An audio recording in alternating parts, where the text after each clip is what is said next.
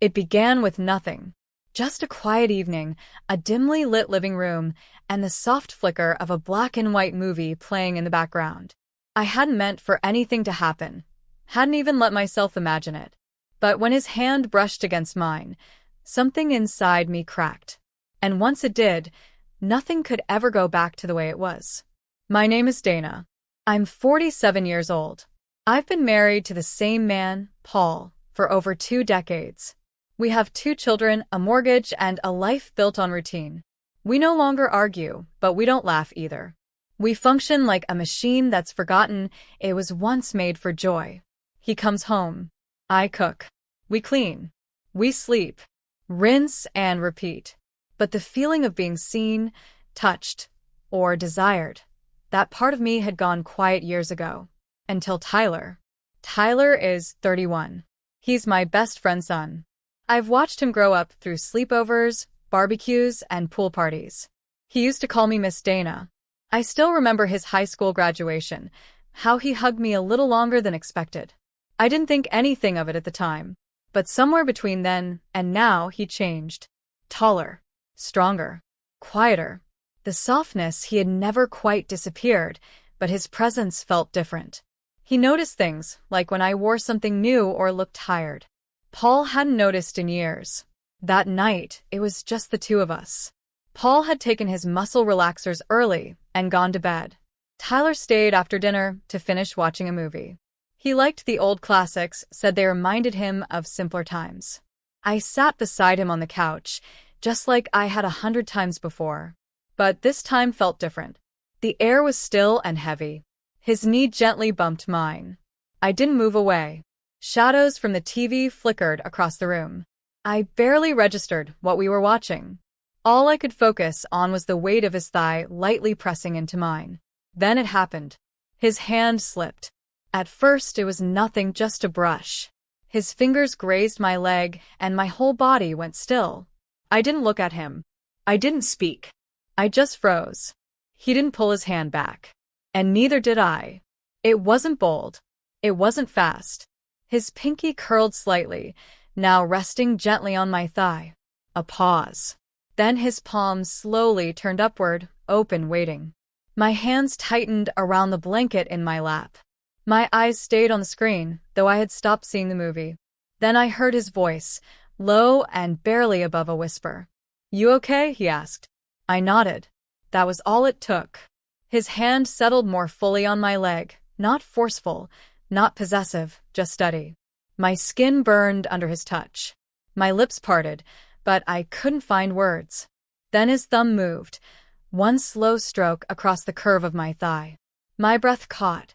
My thighs pressed together on instinct. Still, I didn't stop him. His hand moved a little higher. I shifted slightly, my knees parting just a little more. I hated how natural it felt. I had spent years convincing myself I didn't need intimacy anymore.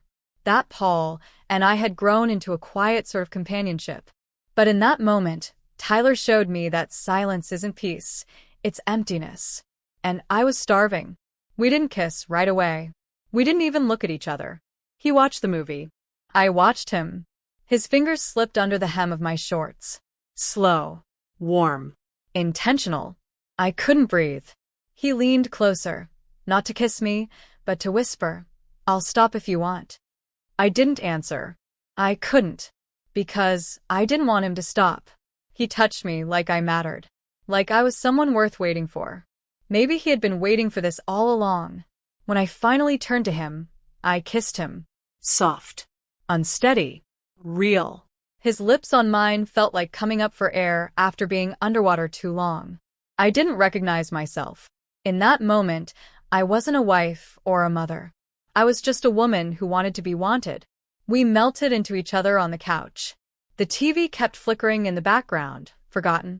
He was gentle, almost reverent. My shirt slid up under my ribs. His hands were warm and sure on my skin. I kept thinking I should stop. I should say something. But each time I opened my mouth, he touched me in a way that quieted every thought. Not rough. Not rushed. Just knowing. A noise down the hall made us freeze. A creak, a pipe, maybe a floorboard. He pulled back slightly, forehead resting against mine. "We're not supposed to be doing this," he whispered. "I know," I said. But I kissed him again, because by then it was already too late. When the credits rolled, we were tangled in silence. I looked at him, his shirt wrinkled, lips swollen, eyes full of questions. "What happens now?" I asked. He didn't respond. The next morning, I stood in the kitchen with a full mug of coffee I couldn't drink. I heard the bathroom door creak. He passed by without a word and filled a glass of water.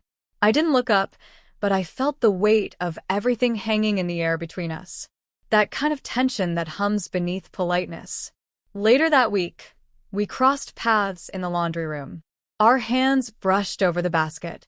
We both froze. "I can't stop thinking about it," he said. "Me neither," I replied. But we both knew we couldn't let it happen again. Only, that night hadn't satisfied anything. It had awakened something. I found myself avoiding the living room after dark, locking the bedroom door, not to keep him out but to keep myself in. I could still feel his breath on my skin, his hand on my thigh, that look in his eyes that made me feel like I wasn't invisible. A few days later, we sat outside on the porch steps. The sky was washed in soft orange from the setting sun.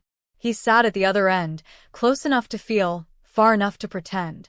"You've been quiet lately," he said. "I've been thinking." "Me too." I finally looked at him. "I shouldn't have let it happen." "But you did," he said. "And I didn't stop you." We sat in silence. The kind that wraps tight around your chest and won't let go. I didn't say goodbye when he stood up and walked off into the fading light. I just watched until he disappeared into the shadows. Inside, Paul was washing dishes. I stood in the doorway, wine glass in hand. When he asked, "You okay?" I nodded. But I wasn't. Because the worst part wasn't that it happened. The worst part was that I wanted it to.